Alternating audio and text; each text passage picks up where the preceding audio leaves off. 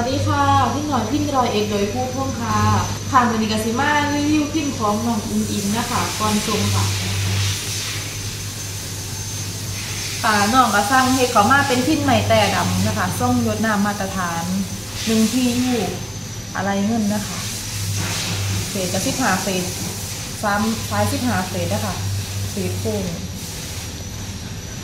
สลักซื้อน้องอุ้งอิงเจ้าของพิมพ์นะคะค่ะเขาก็มาฟังเสียงของพิมพ์ตัวนี้กันเลยค่ะ